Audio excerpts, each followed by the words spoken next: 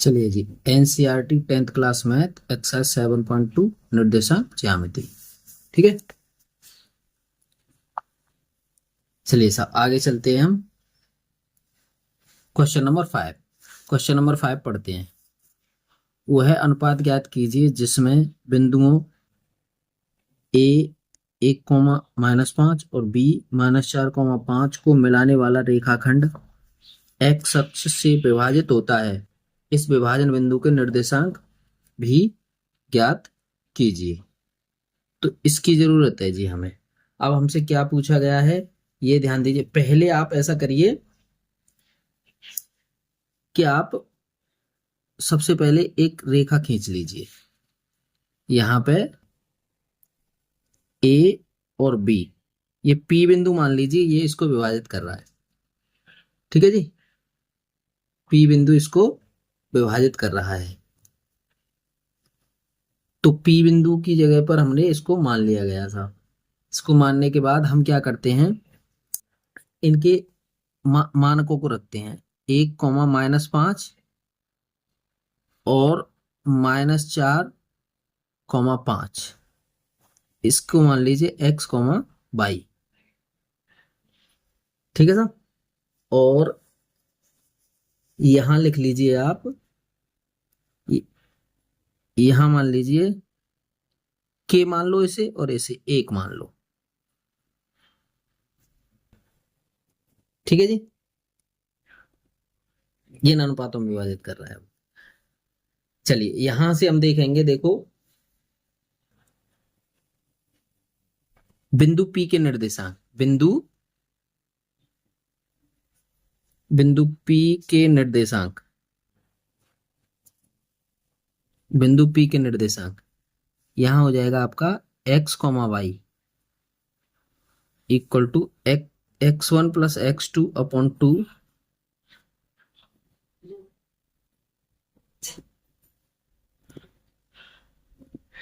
नहीं, उसमें m1 m2 दिया है ना, तो ऐसे मान लीजिए, इसे ऐसे ले लीजिए कि निर्देशांक यानी x equal to m1 x2 + m2 y1/m1 + m2, ऐसे ले लीजिए इसको।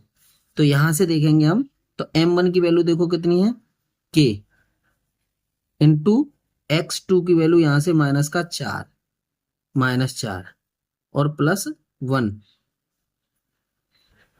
m1 ये, और फिर ये x2 की वैल्यू रखे by m1 x2 x1, m1 x2 + m2 x1 1/k+1। ठीक है साहब, तो x की वैल्यू हम यहां से लिख सकते हैं क्या, x की वैल्यू हमारे पास हो जाएगी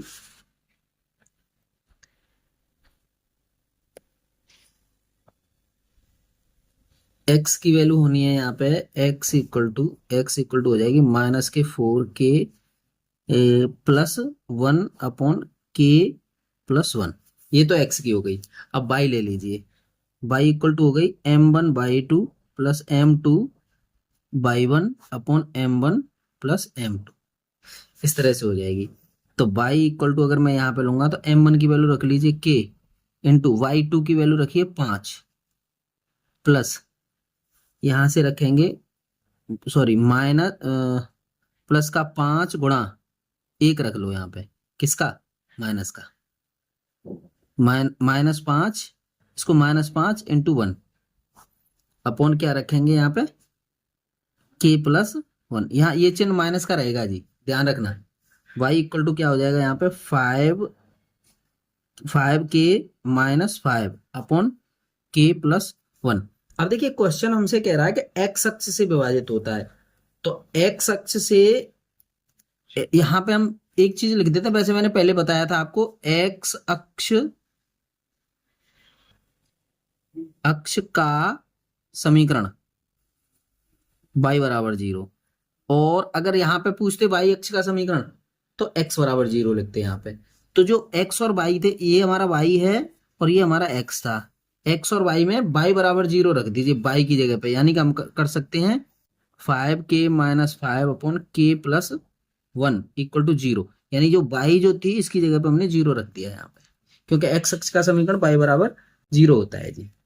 चलिए यहाँ पे के 5k -5 और इस जीरो की तरफ ले जाएंगे इसे, तो ये जीरो हो जाएगा, ये जीरो बन गया सर। अब यहां से हम क्या कर सकते हैं, यहां से कर सकते हैं हम k equal to 1, k equal to 1, k equal to 1 हो जाएगा। और यहां से अब वो पूछता है कि विभाजन बिंदु के निर्देशांक बताओ। तो विभाजन बिंदु बिंदु k की वैल्यू हमारी 1 आ गई। अब विभाजन बिंदु के निर्देशांक, तो विभाजन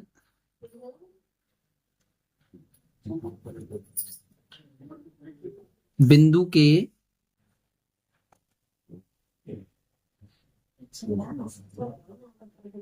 निर्देशांक, विभाजन बिंदु के निर्देशांक अगर हम निकालेंगे तो जो x का मान जो आया था ना हमारे, उसमें रख दीजिए, यानी कि -4 गुणा 1 + 1 अपन, मतलब k की वैल्यू आ गई यहाँ पे 1, तो यहाँ पे 1 + 1 इक्वल टू कितना बना यहाँ, -4 और +1/2, तो यहाँ पे बनेगा -3/2। तो विभाजन बिंदु के निर्देशांक हमारे हो गए -3/2 2,0। ठीक है ना, क्योंकि बाई की वैल्यू यहाँ पे तो जीरो है ही, क्योंकि उसमें दिया है ना कि x अक्ष का समीकरण बाई बराबर 0। तो इस तरह से हमारा ये एक क्वेश्चन हल हो जाता है, पांचवा। अब छठवां क्वेश्चन के बारे में बात करते हैं हम आपसे। छठवें क्वेश्चन के बारे में बात करते हैं जी।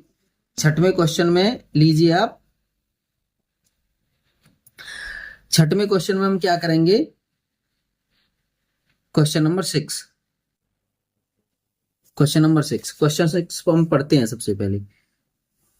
यदि बिंदु इतने 1,2, 4, y और x, 6 और 3, 5 इसी क्रम में लेने पर एक समांतर चतुर्भुज के शीर्ष हैं, तो x और y ज्ञात कीजिए। ये हमें ज्ञात करना है जी, x और y। तो यहाँ पे सबसे पहले आप समांतर चतुर्भुज बना लीजिए। वो कह रहा है कि समांतर चतुर्भुज, तो समांतर चतुर्भुज के शीर्ष लिख लेते हैं सबसे पहले। बना लो भैया समांतर चतुर्भुज। आइए यहाँ पे करते हैं, देखो a, यहाँ b, यहाँ c और यहाँ d। अब इनके निर्देशांक और लिख लीजिए, 1,2 और यहाँ कह रहा है वो 4, y और यहाँ कह रहा है वो x, 6 और यहाँ कह रहा है वो 3, 5। ठीक है साहब, एक समचतुर्भुज बना लिया ये हमने, समांतर चतुर्भुज। समांतर चतुर्भुज की आमने सामने की वजह, यानी आयत को अगर ऐसे कर दिया जाए तो वो हो जाता है। तो ओ बिंदु है ये, मान लीजिए। तो यहाँ पे हम यहाँ ज्ञात करेंगे, तो हम समांतर चतुर्भुज के बारे में ज्ञात करते हैं। नोट हम जानते हैं, हम क्या जानते हैं साहब, किसके बारे में, समांतर चतुर्भुज के बारे में। क्या जानते हैं जी, समांतर चतुर्भुज के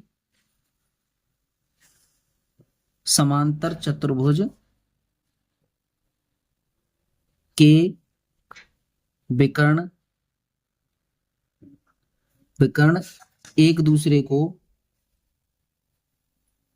एक दूसरे को समद्विभाजित करते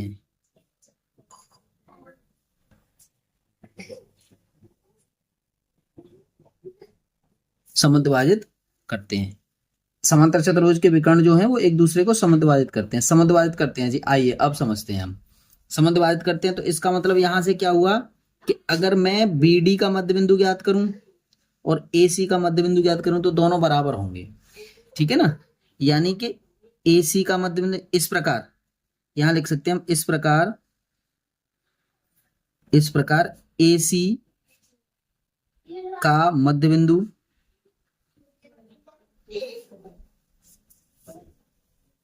बराबर BD का मध्य बिंदु, AC का मध्य बिंदु बराबर BD का मध्य बिंदु, ये दोनों बिंदु बराबर होंगे जी। ठीक है, तो AC का अगर हम मध्य बिंदु याद करेंगे, AC का देखो यहां से AC तो x1 + x2/2, यहां हम क्या करेंगे हम x, y, इसके अगर मैं ज्ञात करूं तो क्या करेंगे, x1 + तो 1+x यहां छोड़ दो ना इसे, 1+x अपॉन 2 कॉमा 2+6 अपॉन 2 और यहां ले लीजिए, यहां हो जाएंगे हमारे कितने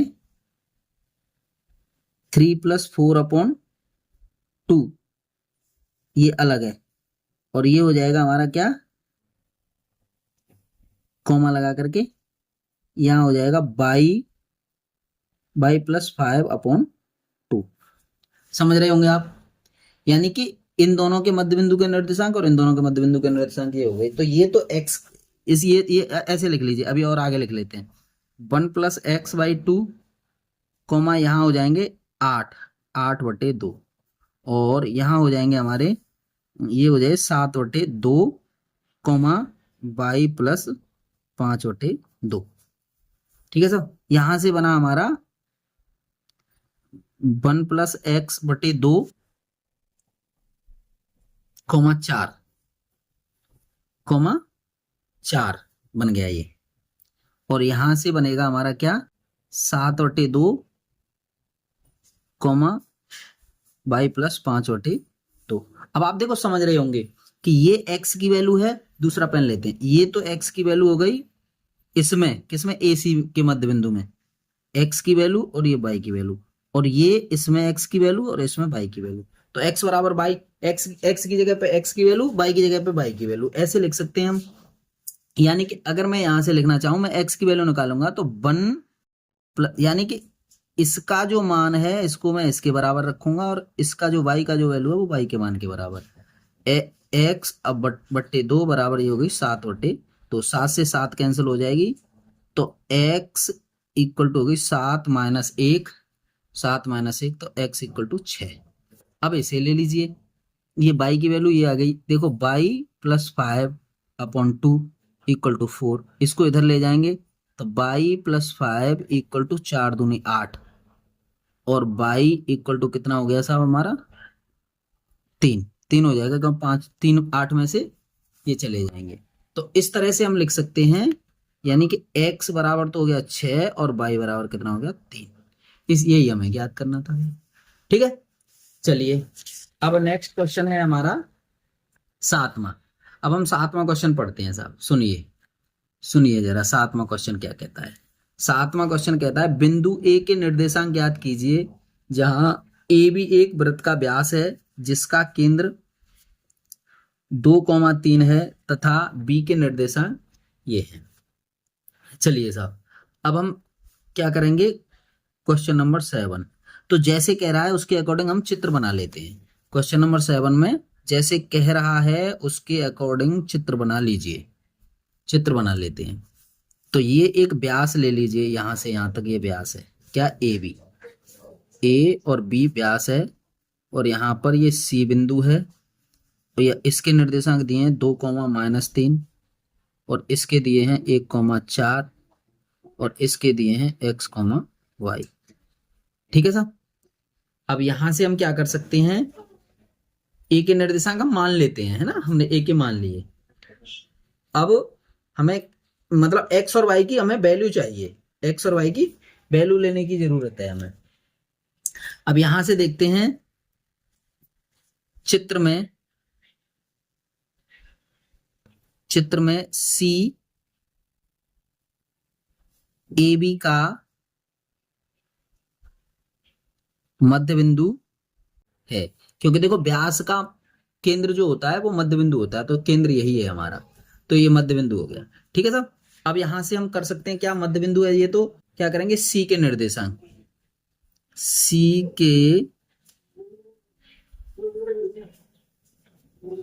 के हमें निर्देशांक की जरूरत है। अगर हम C के निर्देशांक ज्ञात करेंगे तो हम क्या करेंगे, इन दोनों को जोड़ करके आधा, इन दोनों के जोड़ करके आधा क्या करेंगे, यानी कि x+1/2 x1 + x2/2 और कॉमा y+4/3 माइनस के सॉरी 2 ये 3 है ना, ये मान लिया था। चलो आगे ना समझा, y प्लस 4/2, ठीक है ना।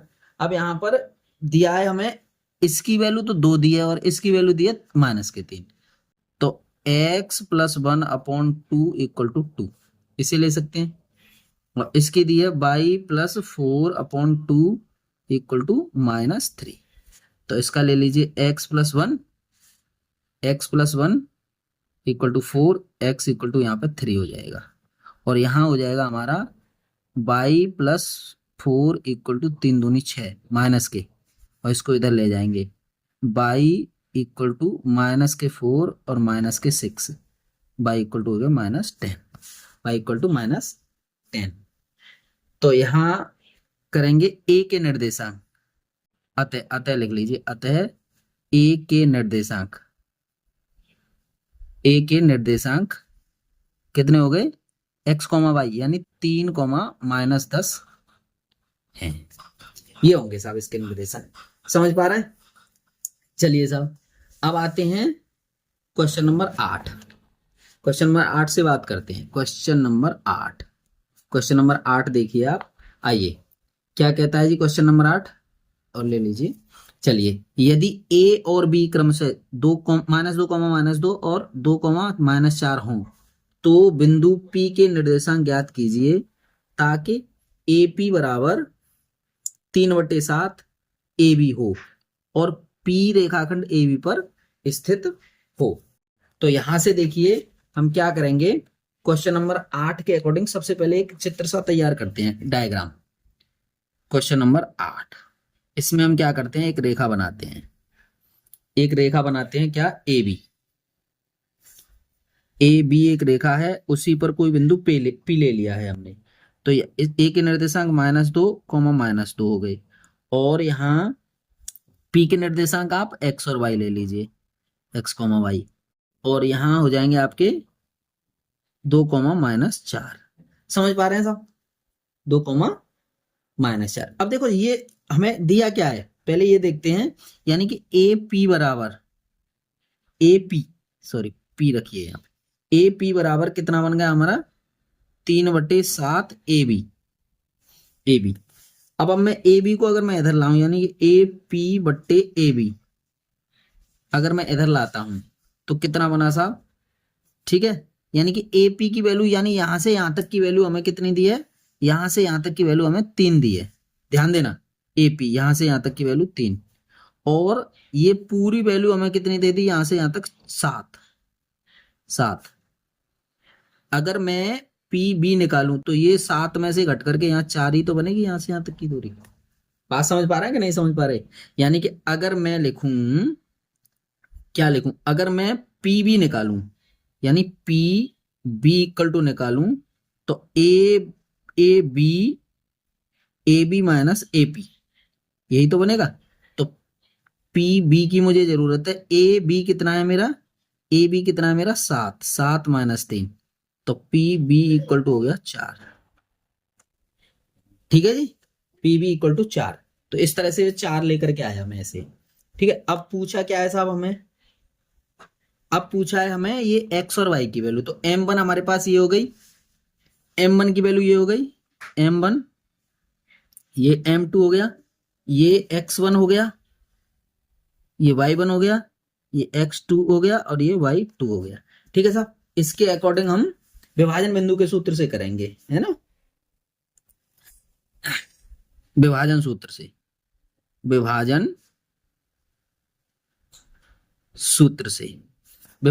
से करते हैं जी।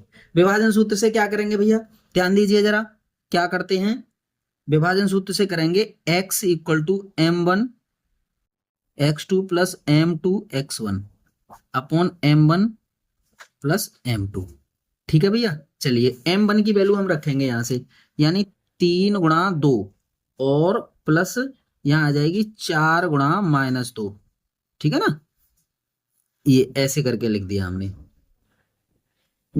यहां 3 गुणा 2 गुणा, क्योंकि इसकी वैल्यू कितनी आई थी हमारी 3, और 2 वैल्यू x2 की थी।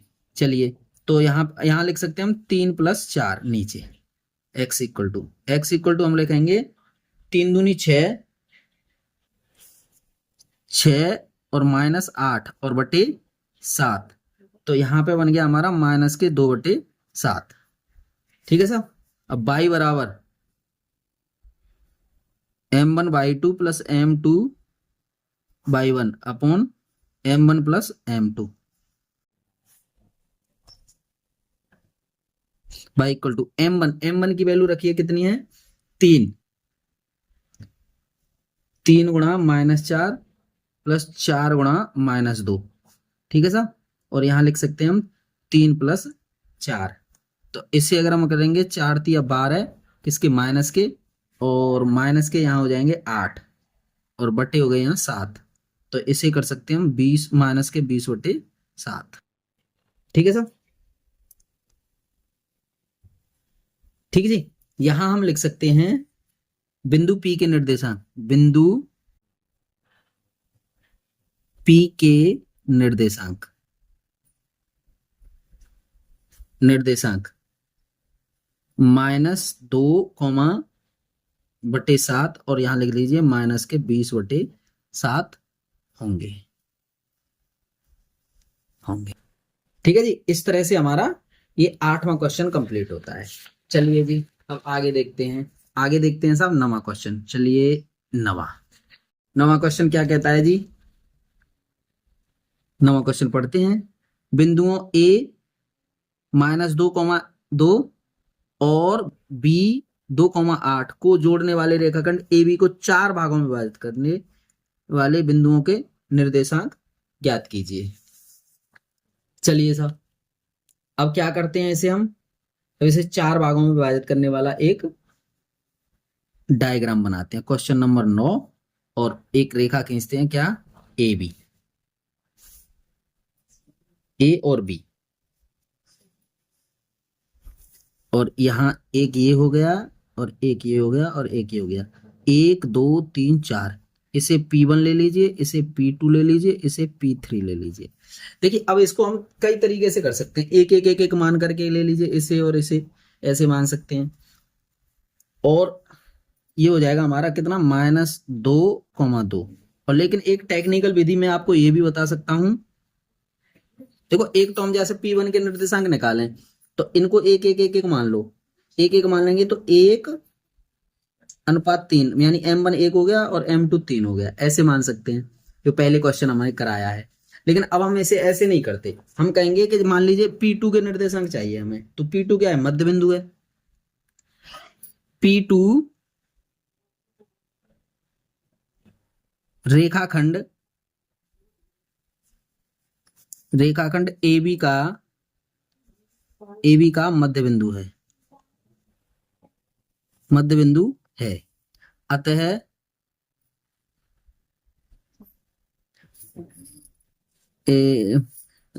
AB के मध्य बिंदु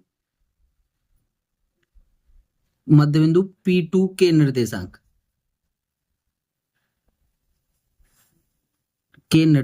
देखो समझ में आ रहा है ना। तो हम क्या करेंगे, P2 के निर्देशांक अगर हम याद करेंगे तो ये बना हमारा x1 + x2/2, यानी कि P2 बराबर, और ये हो जाएगा हमारा y1 + y2/2। ये बने, ये निर्देशांक बने। तो इसमें हम क्या करेंगे कि इनकी वैल्यू रखेंगे, तो यहाँ बने हमारे -2 और +2/2, और कोमा यहाँ बने 2 + 8 और बट्टे 2। इस तरह से ले सकते हैं हम यहाँ पे। तो यहाँ 0 हो गया साहब, क्योंकि 0 में 0 भाग देंगे किसी का, तो यहाँ हो गया 10/2 बना ना। और यहाँ लिख सकते हैं हम कितना 0,5, 0,5 इसकी वैल्यू ये आई। अब देखो अब आप यहां से समझ रहे होंगे कि अगर मैं इसकी जगह पर 0,5 रखूं, समझिए, तो अब A और P2 इसका मध्य बिंदु P1 बना, A P2 के मध्य बिंदु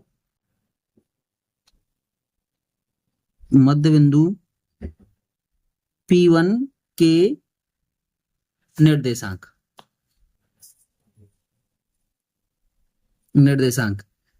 इक्वल टू, देखिए P1 इक्वल टू अगर मैं निकालूंगा तो मैं क्या करूंगा, यहां से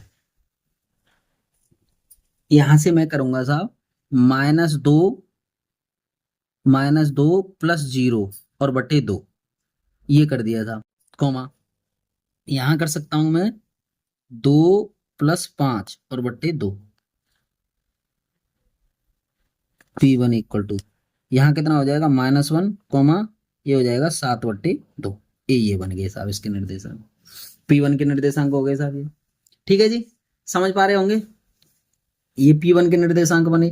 अब हम निकालेंगे P3 के निर्देशांक, ठीक है ना। P2 B1 के मध्य बिंदु के निर्देशांक यहां ले लीजिए P3 इक्वल टू क्या बना था, यहां देखिए कितना, 0 प्लस 2/2, 0 + 2/2, और यहां हो जाएगा 5 + 8/2। ठीक है जी, यहां क्या बने, यहां बन जाएगा 1, क्यों 2 में 2 का भाग देंगे तो, और यहाँ 8 × 5 = 13 और 13/2, ये बने। समझ पाए साहब। यहां हम लिख सकते हैं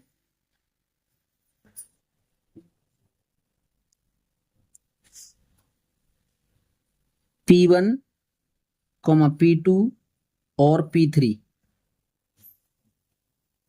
के निर्देशांक क्रमशः कौन कौन से होंगे साहब, 0,5, यहां ले लीजिए -1, 7/2, -1,7/2, और 1,13/2 होंगे। ठीक है जी, इस तरह से हमारा ये 9वां क्वेश्चन कंप्लीट होता है। अब आते हैं 10वां क्वेश्चन। चलिए 10वें को पढ़ लीजिए, पहले आप पढ़ते हैं, पहले 10वां पढ़िए साहब। चलिए, एक समचतुर्भुज का क्षेत्रफल ज्ञात कीजिए जिसके शीर्ष इसी क्रम में 3,0, 4,5, -1,4 और -2, -1 है। संकेत दिया है आपको, समचतुर्भुज का क्षेत्रफल बराबर 1/2 उसके विकर्णों का गुणनफल। देखिए बड़ा ही सिंपल क्वेश्चन दे दिया हमें ये, यहां से इसे हम बड़े आसानी से हल कर सकते हैं। कैसे साहब, अब देखिए समचतुर्भुज, पहले क्वेश्चन नंबर 10 डाल दीजिए और समचतुर्भुज बना लीजिए आप। समचतुर्भुज बनाइए साहब। समचतुर्भुज की चारों भुजाएं बराबर, ये इसके बराबर, ये इसके बराबर, ये इसके, वर्ग है उसको थोड़ा सा ऐसे करके कर देते हैं। चलिए आइए यहां पे कर देते हैं A, B, C और D, और इसका ये और ये विकर्ण हो गए साहब, ये दोनों विकर्ण हो गए साहब। अब आइए क्या करते हैं, हम इनके शीर्षों को लिख लीजिए आप।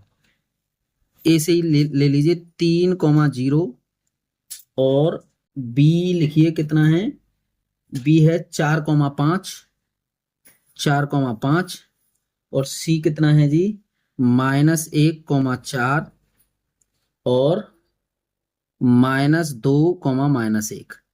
ठीक है साहब, ये है। अब हमें सूत्र क्या दिया है, सूत्र दिया है, देखो यहाँ पे 1/2 विकर्णों का गुणनफल, समचतुर्भुज का क्षेत्रफल।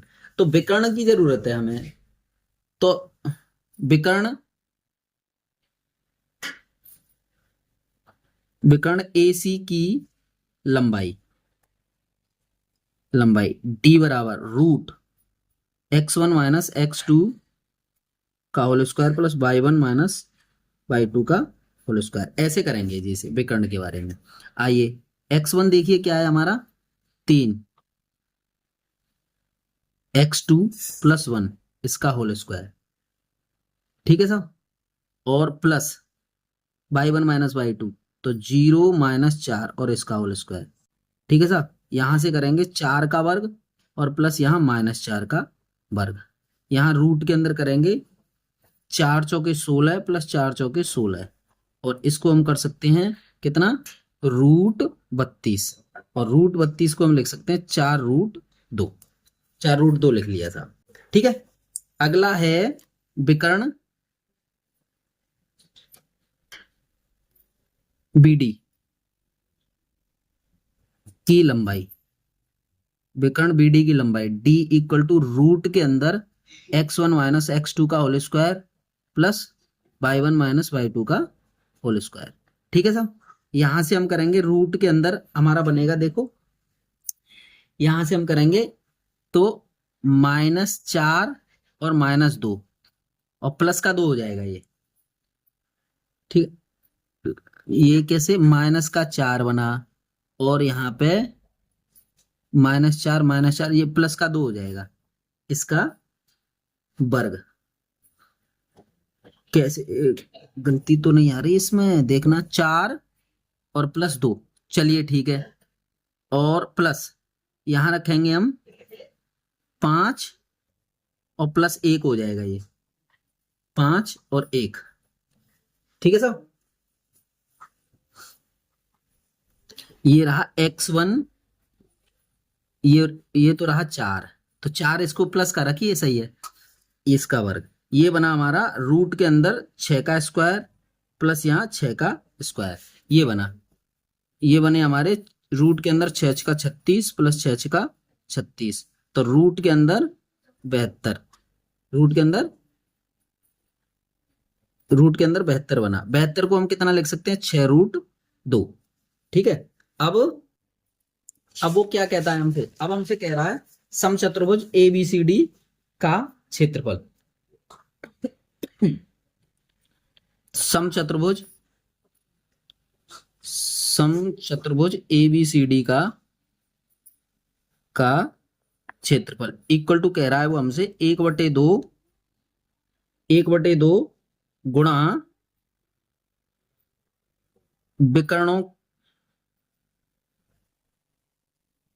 विकर्णों का गुणनफल, विकर्णों का गुणनफल। तो 1/2 तो हमारा है ही, और विकर्ण हमारे कौन कौन से बने, एक तो AC बना और एक बना हमारा BD, तो 1/2 ले लीजिए, 1/2 ले लीजिए। AC कितना है हमारा, 4√2, और गुणा ये है हमारा 6√2। तो यहां से अगर हम इसको करेंगे हल, तो देखो 4 से इसे 2 काट दीजिए, तो 6 दूनी 12 और 12 दूनी 24, गुणा ये √2 का गुणा 2 हो जाएगा, तो 12 दूनी 24 वर्ग इकाई।